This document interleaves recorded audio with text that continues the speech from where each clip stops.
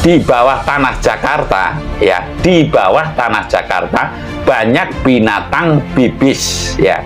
Banyak binatang bibis yang jumlahnya sangat banyak. Bibis itu apa? Bibis itu binatang air, ada yang mengatakan pula itu kumbang air.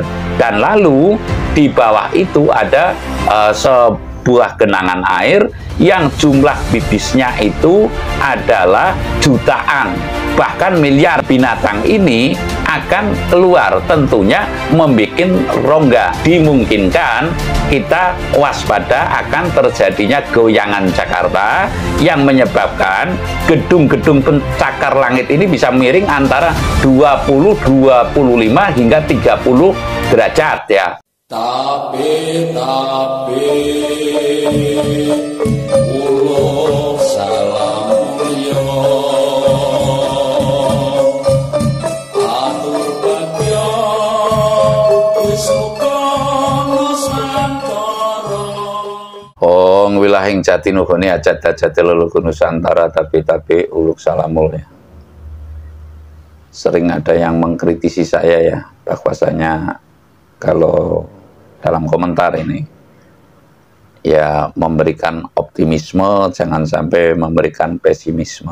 Namun saya akan mengatakan pula bahwa untuk saat ini kita harus objektif, ya, semestinya, bukan harus. Semestinya kita objektif dalam mengatakan. Ada pepatah yang mengatakan, katakanlah atau sampaikan yang hak walau pahit sekalipun. Ya, sekali lagi, sampaikan yang hak walau pahit sekalipun. Lah, dalam ranah ini saya sebagai, bukan yang dituakan juga bukan, saya sebagai pelaku, ya, secara jujur saya melaksanakan apa yang sering saya katakan itu adalah kaum yang nuhuni hajat-hajat leluhur Nusantara, atau sebisa asa saya melaksanakan perjalanan spiritual asli Nusantara.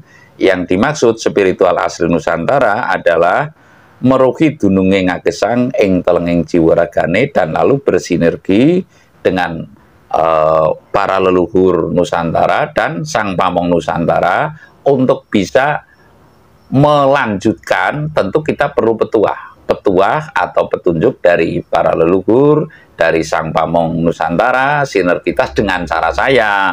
Kan ada tuh sebagian yang bisa muncul katanya langsung berhadapan-hadapan ngomong. Lah, kalau saya secara lugas saya menyampaikan bahwa saya sistemnya adalah pramono jati. Artinya saya mengatakan kepekaan rasa yang lalu menyambung kepada tarlen liep layak pengaluyup pindo pesat mering sumpeno sumu supeng rasa jati. Lah, tahapan saya yang saya maksud adalah pindo pesat mering sumpeno sumu supeng rasa jati. Yang dimaksud antara tidur dan tidak, saya kaya bermimpi, kaya tidak, atau langsung mendengar suara, ya. Yang namanya gaib menurut saya adalah ganda cahaya suara. Tinggal ganda atau cahaya apa suara yang saya terima. Lah, saya dalam hal ini, saya tidak ganda, tidak suara, tidak rupa. Namun, saya akan menyampaikan, jangan saya dianggap itu pengaco hati atau pengaco pikiran atau menakut-nakuti, sama sekali tidak. Yang saya maksud kewaspadaan bersama. Sekali lagi saya mengatakan, untuk saat ini saya rasa pahit itu cenderung lebih dikatakan daripada manis. Mengapa saya katakan demikian? Karena kasunyatanya kehidupan ini sudah sangat labil dan tidak menentu, dan menurut saya tidak saatnya pula dalam kondisi yang seperti ini kita masih meraih yang tidak hakikat dalam hidup. Sekali lagi, menurut saya untuk saat atau keadaan seperti ini adalah kurang tepat manakala hendak menggapai yang tidak berdasar kepada hakikat hidup, ya. Artinya hakikat hidup mungkin sesaat lagi atau beberapa waktu lagi akan lebih dominan. Manusia yang mengetahui hakikat hidup akan lebih dominan daripada orang yang menggeluti syariat hidup, ya. Sekali lagi saya mengatakan bahwa saya tidak bermaksud menakut-nakuti, saya mengatakan yang hak walau pahit sekalipun, itulah niat saya. Lalu akhir-akhir ini kemarin kalau nggak keliru itu malam Kamis Pahing ya, saya itu ada sebuah mimpi. Makanya saya mengatakan antara mimpi saya juga membedakan ya, antara bisikan saya juga membedakan, antara ganda, cahya, suara. Dalam saya merespon kegaiban ini tentunya menurut saya dan menurut yang lain berbeda. Saya mengatakan adalah yang menurut saya ini bukan petunjuk, bukan bisikan, namun saya bermimpi. Lah saya menyampaikan mimpi saya, bahwasanya mimpi saya di bawah tanah Jakarta ya, di bawah tanah Jakarta banyak binatang bibis ya. Banyak binatang bibis yang jumlahnya sangat banyak ya. Saya mimpi ini. Saya bermimpi di bawah tanah Jakarta banyak sekali binatang bibis yang jumlahnya sangat banyak. Lah, bibis itu apa? Bibis itu binatang air, ada yang mengatakan pula itu kumbang air. Dan lalu di bawah itu ada sebuah genangan air yang jumlah bibisnya itu adalah jutaan, bahkan miliar kalau saya katakan itu. Lah, kalau sudah demikian, dan ini hendak dia itu keluar. Artinya, untuk bisa mencapai keluar, tentunya harus membuat rongga atau lubang ya.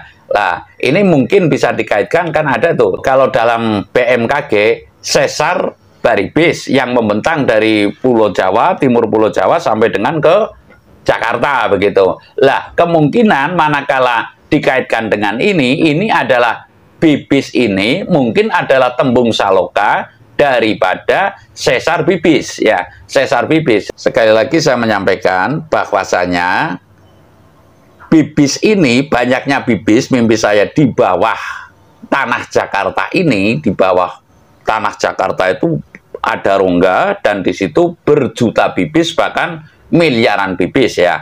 Lalu di situ manakala dikaitkan dengan sesar bibis, menurut BMKG mungkin ini adalah tembung saloka, bahwasanya sesar baribis itu kan ada sesar baribis dalam BMKG kalau nggak keliru, yang membentang dari timur sampai ke barat Pulau Jawa, yaitu dari timur ya mungkin Banyuwangi sampai dengan Jakarta atau bahkan ujung kulon. Lah, kemungkinan bisa jadi ini bibis, binatang bibis yang saya maksud yang dalam mimpi saya ini kaitannya dengan sesar bibis. Lah, sekali lagi binatang ini akan keluar, tentunya membuat rongga. Manakala binatang ini membuat rongga, lah dalam kaitan mimpi, menurut mimpi saya banyak gedung-gedung mencakar langit yang miring ya, yang miring. Miring itu ya miring, kemiringannya kurang lebih waktu saya SMA kan pernah itu ada kemiringan sekian derajat, kurang lebih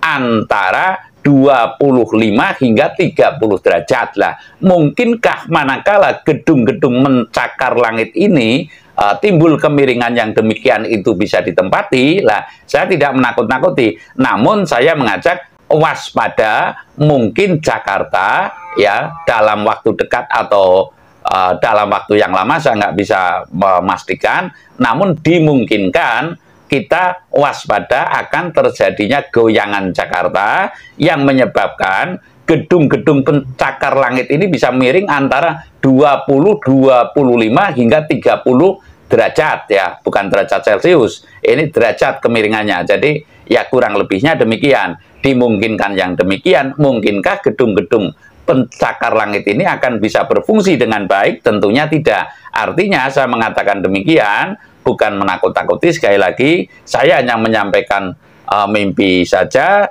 dan manakala terjadi saya juga tidak ingin dikatakan orang yang ampuh atau apa, namun ini ibarat warning, ibarat sebuah rambu-rambu, kita waspada bersama. Manakala terjadi kita sudah tidak kaget, tidak geketun, dan kita telah menyiapkan baik kesiapan lahir maupun kesiapan batin agar kita nanti tidak taruhlah kedelawung-delawung atau keyung-yun, atau cara kasar itu ya sangat memikirkan hal yang semestinya kurang patut dipikirkan. Artinya saya mengatakan kurang patut dipikirkan, masalah harta benda ini manusia kan tidak untuk berlomba dunia, namun manusia itu adalah diwajibkan selamat fi dunya wal akhirat kalau kata Pak Kiai saya begitu. Jadi kita mesti memikirkan keselamatan ini semestinya dikedepankan. Manakala terjadi sesuatu hal, kita sudah siap